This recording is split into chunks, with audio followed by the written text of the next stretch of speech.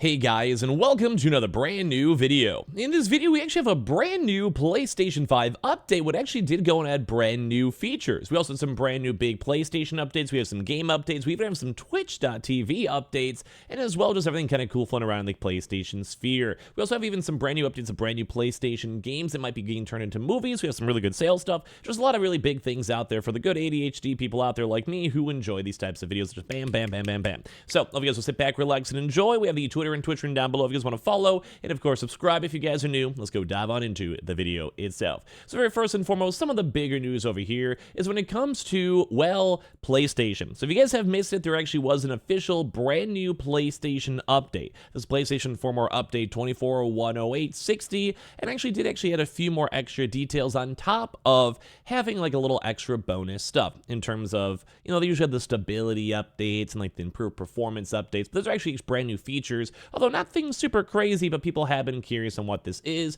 so let's go and talk about it. It was a 1.1 gigabyte update over here, and the one kind of big thing is like a quality of life update, where the quality of life update adds a list of parties you've joined in the past via a brand new parties tab, which has kind of been involved in part of the, like, you know, cool stuff. I can maybe show you guys a few pictures in a second on the actual PlayStation official website, but basically from that one, you could essentially just restart brand new communications. So let's go and say like a Discord. If you guys ever had Discord, maybe Skype or whatever, if you guys go make, or even Slack, like if you guys do business stuff, Teams, whatever it might be, if you guys go and have like a prior conversation, let's go and say you have your best friend and you have your other gaming best buddy, you guys play Apex all the time, 3 people, or you have like a proper 4-man squad, you always play games like Dead by Daylight with, or Call of Duty with, Destiny with, whatever it might be. If you guys have that same existing party, you can essentially just keep on restarting and remaking that entire party, because it's basically just saved as a proper feature that's like, hey, like, it exists, we know your homies, you're gonna re-add it, you can rejoin it, and make it actually a really, really nice quality of life update. And I think it's actually kind of nice. It's a really, really basic, easy update for it, but it's nice to see. Same thing too as well, they also had a chance now to go and update the PlayStation 5 Pulse Explorer wireless earbuds. Now, some folks in the community have bought these, not as many as I'd probably assume. Most people, either like me, have their own individual brand new like headsets I just utilize with my PC and just use like Elgato stuff to go and, like, you know, hear my audio. But also some people have bought the Sony branded stuff like the InZone or these Pulse headsets or whatever it might be, and they actually did have a brand new update with these, mainly because I do believe there's also the last prior big major PlayStation update. They had a chance to improve a lot of the PlayStation quality stuff. So they basically had a big list of the parties tab, as I mentioned. You can now go, and maybe I'll just do it for the official things over here, but basically they added the new features in parties. In the parties tab, you can now see the list of parties you've joined in the past. Basically, like I mentioned, as like almost like a chat preview or like group preview. Maybe you met like someone new, like maybe you have like one of your buddies from like work, school, one of your friends, gaming buddies or whatever, and you never actually added them. It's first time playing with them. You can maybe even see their profiles there. Send them a friend request. Be like, hey, we played last night. I was playing with John. You guys maybe send friend requests. You know, it's just nice. It's a really nice quality of life update stuff, or just restart parties too as well. Now that might be annoying though, because I do know some Twitch streamers, YouTube people will do fun parties with their community, and then if people can maybe try to keep on spamming and rejoining, I could see that being an issue, but nonetheless, I think it's a nice quality of life update. As I mentioned too, they had some updates to the Pulse Elite wireless headsets and the earbuds too, saying they can now have like the sound equalizer features, which were added to the PlayStation console. They have the new side tone feature, which makes it easier for you to actually hear your own voice. Some people like that, some people don't. Like for me, like usually when it comes to like bigger mics or like podcasts, you usually do want to hear yourself so you can know if you're talking over the other person or how the volume levels are. There is benefits to it. So like if you guys like that stuff, it is out there. And when you have a Pulse Elite wireless headset too, which is the upcoming ones, or the wireless earbuds nearby, you also even have notifications that now appear and let you connect to them quickly. So you can now switch to connection from your PC to your PS5 through the notification, which I think that technology is not getting enough like media attention. Basically saying, hey, you just have like a quick switch. Like almost imagine you have like HDMI switches or whatever. You press one button and you're able to go and then move over to other stuff. So it's intriguing to go and see nonetheless. Like I think it's cool technology and makes things a lot more efficient. Part 2, there actually was a big update. We may make this our second video on the day because it's a little more of a deeper dive into this. But there also was maybe a big anti-cheat thing that happened with the PlayStation 5 as well. So if you guys see another video, or if you guys see this like a day from now and you guys go back to the channel, you guys can creep on it. There actually was a big anti-cheat update as well at the PlayStation. So we might go talk about that. I want to do a little bit more research on it, though, and have like a more better statement on it, but I do believe there's also a big win with that when it comes to their consoles. But right now, this is like the big official stuff that they put on the official PlayStation.com. And as always, they added the we've improved system software performance and stability, and we've improved the messages and usability on some screens. So basically, that's just like fine-tuning stuff, optimizing stuff, and making sure everything's stable on the console, just up the operating system on the PlayStation.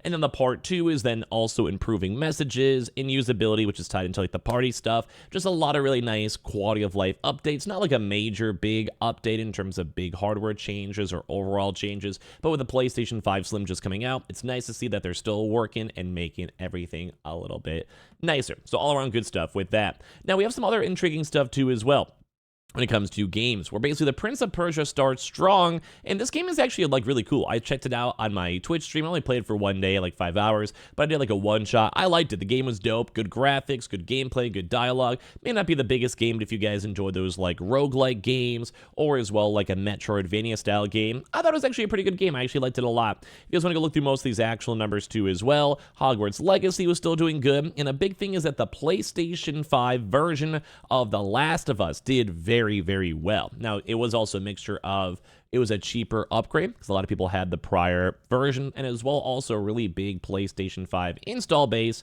which we can go talk about it maybe actually really quick over here. We're basically seeing The Last of Us Part 2 sales in the UK are more than double what Part 1 managed, which was a really, really strong result, which did have cheaper price points, which probably would add a lot more overall volume of sales. And as I mentioned too, the PlayStation 5 also had a really big install base too as well, and also had just a more chill time. Also talking on the fact that there was like a little bit of a quieter game cycle, so there's not much other competition besides maybe Palworld, and I think that's also why Palworld was doing so well. Like Palworld itself as a game has done like I think 7 million sales, although the game has not been stopped of controversy. Number one, because this also still adds to the fact that like people are like, yeah, this is cool, but a lot of artists are still now trying to go call out Palworld, and people are still boycotting the game itself. But on top of that too, Nintendo even also shut down some of the Palworld mods that came out as well. Now that one makes sense. Like I mean, they quite literally had, and I wanted to make a video on this one, but a lot of the stuff was getting taken down very quickly, so I was like, better not risk it. But basically Nintendo, they had like Ash Ketchum as like the main character. You had like people, like the models being turned into like Pikachu and like Bulbasaur, and like just, it was cool. Like all the actual spheres or Pokeballs that people were throwing, like no joke, it was hilarious, it was dope, and I probably would have played through it, but I probably also would have gotten either taken down on Twitch or, you know, on YouTube if I made a video on it.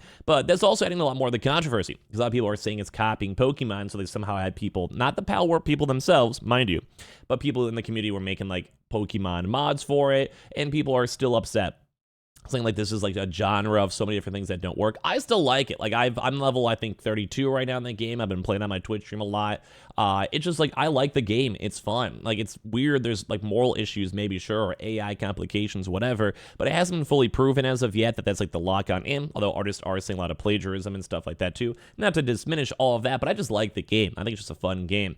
But as I've mentioned before, like a lot of people are all over the place. Like people are saying like, hey, like this is big issues, this is drama, but at the same time they sold 7 million copies, and so far that means this company's made like $200 million. Obviously you have to subtract from marketing costs, dev costs, ongoing costs, future update costs, whatever. Also, they did have a Game Pass deal too as well, which is also on top of that. But they've already made hundreds of millions of dollars for the game itself, which is ridiculous for a game nonetheless. There's a lot of controversy, but we kind of learned from Hogwarts as controversy does go and drive sales. Really quickly, there's going to be a Till Dawn PlayStation 5 update and PC update, and as well, this is meant to go have a proper movie that's in the works. I'd watch the movie. The game itself was good. I like the vibe of it. I think I don't know, it might be boring to watch because I played through the game twice now, but I enjoyed the game. I enjoyed the experience, and I'm down with this one. But as of right now, they're also trying to push us towards PS5 and PC.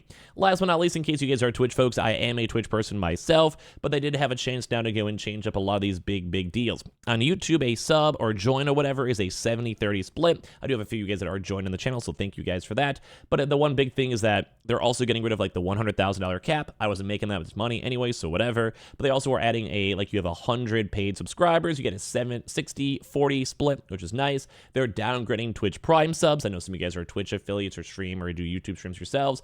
And as of right this second, you still have to have the 300 subs to go get the 70-30 split. But it is a big update, and it is competing with Kick as well as also YouTube, so it's nice to go and see at the end of the day. All around kind of cool stuff. A lot of big updates, a lot of big changes. I'm going to talk about that later on. Thank you guys for watching. Make sure you guys are subscribed with the notifications on. Check out the video later on tonight, and of course, follow the Twitter and Twitch. Would love to have you guys there.